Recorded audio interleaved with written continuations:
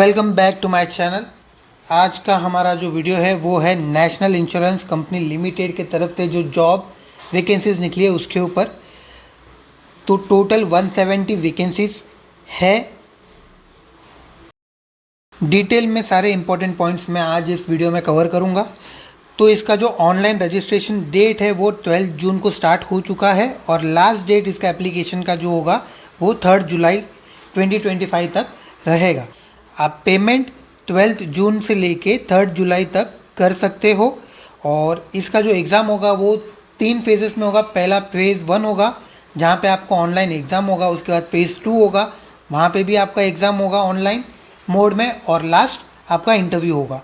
तो फेज़ 1 का जो डेट है वो टेंटेटिव डेट आ रहे हैं 20 जुलाई 2025 और उसके बाद फेज़ 2 का जो एग्ज़ाम है वो 31 अगस्त 2025 का डेट आ रहा है टेंटेटिव डेट से ही।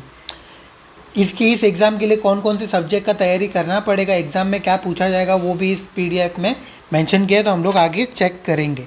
तो टोटल नंबर ऑफ़ वैकेंसीज कितनी है उसके ऊपर बात करते हैं हम।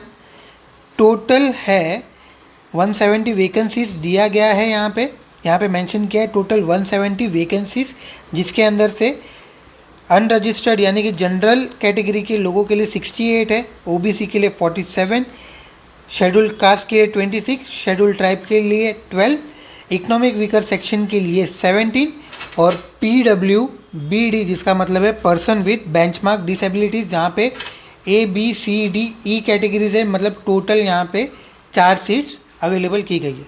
तो एज ए लॉ फैकल्टी और एज ए लॉ स्टूडेंट हमारे लिए लीगल मैटर करता है, लीगल फील्ड।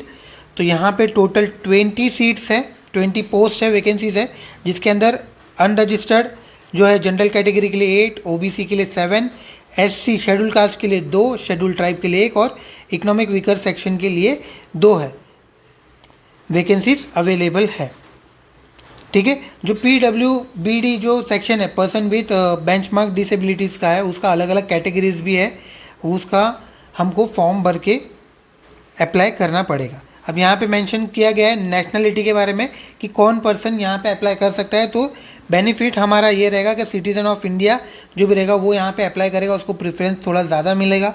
उसके बाद subject to of Nepal, Bhutan, Tibetan refugee और बाकी कुछ लोग हैं जैसे कि migrated from Pakistan, Burma, Sri Lanka, East Africa countries of Kenya, Uganda, United Republic of Tanzania, Zimbabwe etcetera, ये सारे जो कंट्रीज़ है यहाँ से अगर आप आ रहे हो तो आप अप्लाई कर सकते हो। ठीक है। इसके बाद सर्विस कंडीशन और यहाँ पे जो रोल प्ले है उसके बारे में हम लोग बात करेंगे। तो यहाँ पे क्लियरली मेंशन किया है selected candidate on appointment may be posted or transferred to any place in India as may be decided by the company as per requirement। मतलब अगर कंपनी को लगा, अगर आपका प्लेसमेंट होता है तो आप इंडिया के अंदर किसी भी स्टेट में किसी भी सिटी के अंदर आपका प्लेसमेंट किया जा सकता है। उसके बाद यहाँ पे सेकंड पॉइंट मेंशन किया है प्रोबेशन पीरियड के बारे में। तो जब भी आपका ज्वाइनिंग जब भी होगा, candidate appointed in officers cadre on a regular payroll of a company shall be on probation for the period of 1 year from the date of joining the duty. During the probation period, the officers would be required to pass the non-life lease entity exam conducted by Insurance Institute of India। यहाँ पे आपको एक exam दिया जाएगा, 1 साल के अंदर आपको वो एग्ज़ाम क्लियर करना है। इन केस अगर आप वो एग्ज़ाम पास नहीं करते हो तो आपको टर्मिनेट किया जाएगा उस सर्विस से। ठीक है। उसके बाद आता है गारंटी बॉन्ड, जिसके अंदर मेंशन किया है the selected candidate will be required to give undertaking to serve the company for a minimum period of 4 years including probation period, यानी कि 1 साल का जो प्रोबेशन पीरियड था उसके साथ और 3 साल आपको मिनिमम यहाँ पे सर्व करना पड़ेगा। In the event of resigning the company before the expiry of the bond period they will be liable to pay liquidated damages equivalent to 1 year gross salary paid to them during the year of probation। मतलब probation period में जो भी आपका salary रहेगा उसका amount का आपको वहाँ पे क्या करना पड़ेगा, कंपनसेशन देना पड़ेगा कंपनी को। तो मिनिमम 4 years आपको उस कंपनी में अगर आप सिलेक्ट हो जाते तो वहाँ पे रुकना ही पड़ेगा, सर्व करना ही। ठीक है। इसके बाद आपका सैलरी के बारे में बात करें, यहाँ पे स्टार्टिंग बेसिक पे वुड भी 50,925 रुपीज़, यानी कि ऑलमोस्ट 51,000 जितना आपका ये रहेगा। इसके साथ ही में आपको दूसरे चीज़ भी, जैसे कि अगर आप मेट्रोपॉलिटन सिटीज़ में हो तो आपका सैलरी अप्रॉक्सीमेटली 90,000 तक जा सकता है, जिसके अंदर आपका मेडिक्लेम बेनिफिट्स भी आ सकता है। आपका रहने का जो खर्चा रहेगा, रेंट एग्रीमेंट जो पेंशन रहेगा या फिर रेंट का जो रहेगा, हाउसिंग का अकोमोडेशन रहेगा या एक्सीडेंटल इंश्योरेंस रहेगा, ये सारी चीज़ इसके अंदर इंक्लूडेड होंगी।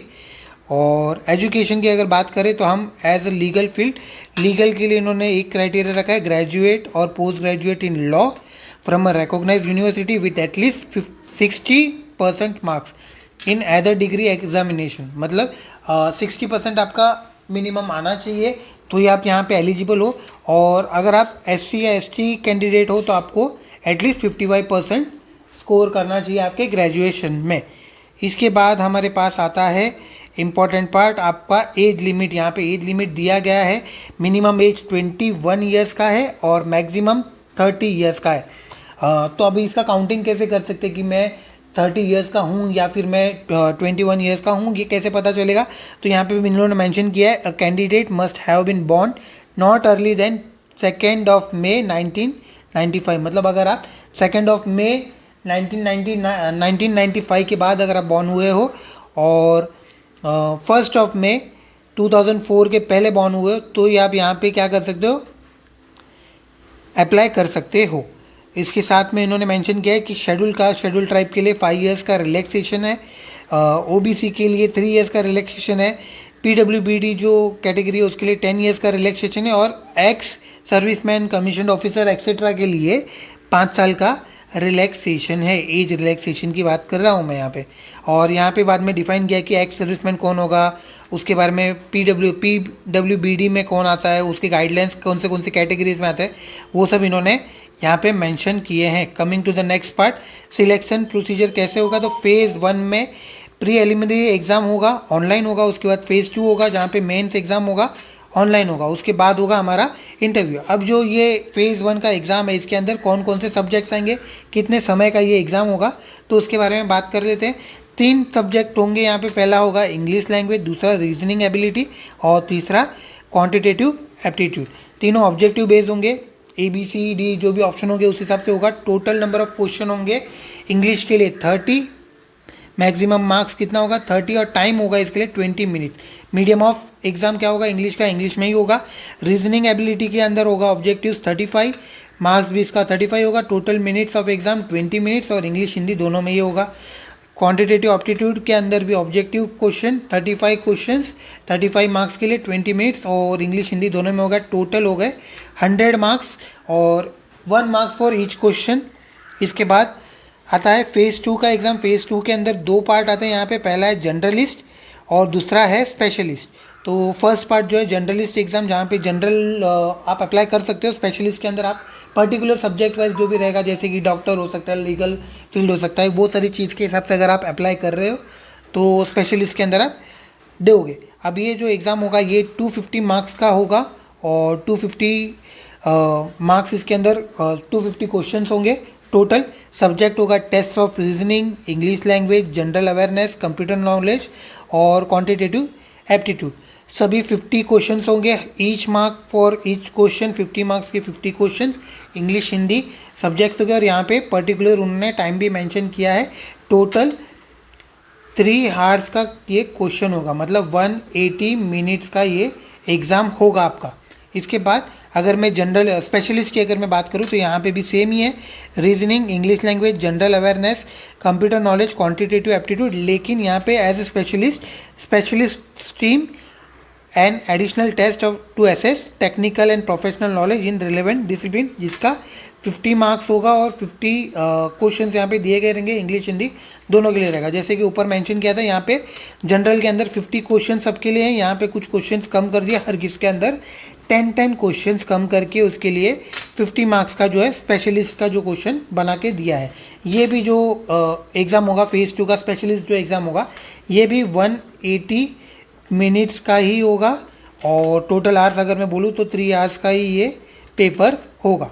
अब यहाँ पे अगर मैं बात करते जाऊँ डिस्क्रिप्शन या फिर इसके साथ इन्होंने मेंशन किया है कि अगर हमने जो MCQs टाइप है, आपने जितने क्वेश्चन अटैम्प्ट किए उस हिसाब से आपको मार्क्स मिलेंगे, जितने राइट रहेगा। लेकिन अगर आपने कोई रॉन्ग आंसर अगर आपने मार्क कर लिया, अगर आपका आंसर रॉन्ग है, मार्क किया वो आंसर रॉन्ग है, तो 1/4 मार्क आपका यहाँ पे क्या होगा, माइनस होगा। यानी कि यहाँ पे नेगेटिव मार्किंग सिस्टम है, लेकिन 1/4 रहेगा। अभी 1 मार्क का 1/4 तो कितना होता है, कमेंट सेक्शन में आप बता सकते हो। और इन केस अगर आपने कोई क्वेश्चन को ब्लैंक छोड़ दिया, जिसको आपने आंसर ही नहीं किया, तो उसके लिए आपका कोई भी मार्क्स कट नहीं होगा। तो एक ये अच्छा पॉइंट मैं बोल सकता हूँ, क्योंकि अगर आप कंफ्यूज हो किसी चीज़ के लिए, रिस्क नहीं लेना चाहते, तो आप वो क्वेश्चन छोड़ सकते हो। इसके बाद आइडेंटिटी वेरिफिकेशन वो सारी चीज़ आते हैं। कैंडिडेट रिपोर्टिंग लेट अगर होगा तो आपको एंट्री नहीं दिया जाएगा। और फिर पार्ट बी आता है। पार्ट ए के अंदर हमने देखा phase 1 of exam, phase 2 of exam. इसके बाद पार्ट बी आता है जहाँ पे आपका इंटरव्यू होगा। ठीक है, पहला पार्ट होगा प्रीलिमिनरी एग्ज़ाम, उसके बाद मेंस होगा, और उसके बाद पार्ट बी जहाँ पे आपका इंटरव्यू होगा। आपको इंटरव्यू के लिए बुलाया जाएगा। इंटरव्यू आपका पर्टिकुलर सिटी या फिर सेंटर जहाँ पे भी आपको बताया गया रहेगा, आपने जो सिलेक्ट किया रहेगा वहाँ पे आपको जाना पड़ेगा। List of document at the time of interview should be produce. यहाँ पे एक लिस्ट दिया गया है जो आपको इंटरव्यू के टाइम पे लेके जाना है। जैसे कि अगर आपने किसी कैटेगरी को अगर आपने सिलेक्ट किया है और उसमें आप सिलेक्ट हुए हो, ठीक है, तो उसके रिलेटेड जो भी डॉक्यूमेंट रहेगा आपको वहाँ पे सबमिट करना पड़ेगा। इन केस अगर आप नहीं सबमिट करते हो तो आपका क्या हो जाएगा, आपका जो सिलेक्शन है वो तुरंत ही ऐसे ही कैंसिल हो जाएगा। वेटेज रेशियो फाइनल सिलेक्शन कैसे होगा, weightage ratio on online main exam and interview will be 80-20 respectively. मतलब 80-20 सिस्टम, मतलब 20% आपका इंटरव्यू के ऊपर होगा, 80% आपका फेज़ 1 फेज़ 2 के एग्ज़ाम के ऊपर होगा। मिनिमम मार्क्स आपको स्कोर करने ही है पासिंग के लिए। ठीक है, और इसका फ़ीस के बारे में कैसी है, तो 250 rupees for SC ST and person with benchmark disabilities के लिए 250 रुपीज़, और बाकी सारे कैंडिडेट के लिए 1000 रुपीज़ इसका एप्लीकेशन फ़ीस है, जो कि नॉन रिफंडेबल है। एग्जामिनेशन सेंटर फॉर फेज़ 1 है, तो आपने अपने स्टेट के हिसाब से आप यहाँ पे देख सकते हो कितने सारे ऑप्शंस दिए गए हैं आपको, आपके स्टेट में कहाँ कहाँ अवेलेबिलिटी है। जैसे कि अगर मैं महाराष्ट्र की बात करूँ, मुंबई, नवी मुंबई, ठाणे, नागपुर, पुणे, छत्रपति संभाजी नगर और नासिक, ये सारे ऑप्शन है। और इसके बाद अगर हम बात करें, ऐसे ही दूसरे स्टेट भी है। फिर अगर आप स्टेट फेज़ 2 की बात करेंगे हम लोग, तो फेज़ 2 के अंदर इन्होंने जो सेंटर्स है वो ऑलरेडी कम कर दिया। अगर मैं महाराष्ट्र को जैसे मैं कंपेयर करूँ तो मुंबई, नवी मुंबई, ठाणे, MMR करके इन्होंने इतने ही ऑप्शन दिए हैं। पुणे, नासिक और छत्रपति संभाजी नगर को इन्होंने कैंसिल कर दिया है। एग्जामिनेशन सेंटर जहाँ पे भी आपको दिया रहेगा वो आपको डाउनलोड करना पड़ेगा सेपरेटली। वेबसाइट पे जाके फेज़ 1 और फेज़ 2 का जो एग्ज़ाम सेंटर रहेगा वो चेंज होता है, तो आप वेबसाइट पे जाके चेक कर सकते हो, डाउनलोड कर सकते हो। और उसके बाद यहाँ पे एप्लीकेशन प्रोसीजर के बारे में बात किया है, पेमेंट फ़ीस और गाइडलाइंस के फ़ोटो कैसे स्कैन करने, सिग्नेचर, थंब प्रिंट, ये सब कैसे वहाँ पे अपलोड करना है उसके बारे में बताया गया है। एंड लास्ट में इन्होंने मेंशन किया है कि अगर आप किसी भी क्राइटेरिया में अगर बैठ रहे हो, अगर एक्स आर्मी मैन हो, PWBD हो, या SC SC non criminal OBC कुछ भी हो गए, तो उसके लिए इन्होंने मेंशन किया है फॉर्मेट।